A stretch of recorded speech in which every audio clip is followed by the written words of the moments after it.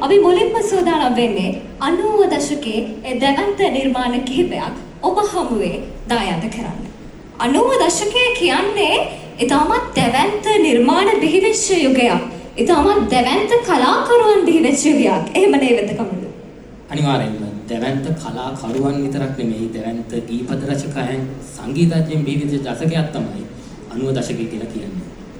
ඔව් කවිදුව නිරෝෂා විරාජිනී, ටී.එම්. ජයරත්න, බණ්ඩාර අතාවුද, ප්‍රියා සූර්යසේන වගේ දැවැන්ත කලාකරුවන්ගේ නිර්මාණ මේ යුගයේ ඇතුළේ බිහි වුණා. මේ යුගය ශාස්ත්‍රීය ශානරය වගේම වෙනස් ශානරයන් කිහිපයක් බුසු සංකලනයක් වෙච්ච යුගයක්. ආවිෂ්කා, ඔයා හිතන විදිහට හීන හැබෑ වෙන්නෙම නැද්ද? හීන හැබෑ වෙනවා කවිදු. හැබැයි අපි හරියටම දන්නේ හීන හැබෑ වෙන්නේ කවද්ද, කොහෙද, කොයි වෙලාවෙද කියලා. ආදරයත් හරියට ඒ වගේ. අපි දන්නේ ආදරයේ හමුවීම, වෙන්වීම කවදා කොහොම වෙයිද කියලා. ගතින් එකිනෙකාගෙන් වෙන් වෙලා හිටියත් හිතින් එකිනෙකා අල්ලගෙන ඉඳලා නැවත හමු වෙනවා කියලා කියන්නේම ඒ ආදරය නෙත්යුග සනසන සිනා මල්පෙති විසිරෙන හැඟුම් සමුදායක්. ඒ වගේ වෙන් වෙලා හමු වෙලා ආයෙත් නැවතත් හමු සොඳුරුවනින් එකතු වෙච්ච අපූර්ව ගීතයකට අද ඔබව රැගෙන යන්නේ කුසුම් පීරිස්ගේ ගේපද රචනයෙන්, ටී.එම්. ජයවර්ධනගේ සංගීතයෙන්, ඒ වගේම බණ්ඩාර අතාවුද සමගින් නිරංජලා සරෝජනයන්ගේ හඩින් වර්ණවත් වූ සිහිනයකි ඔබ නිහඬ මැදියම් රෑ. අද කාලාවකාශ වේදිකාවේ ගයන්නේ හංසී චතුරිකා.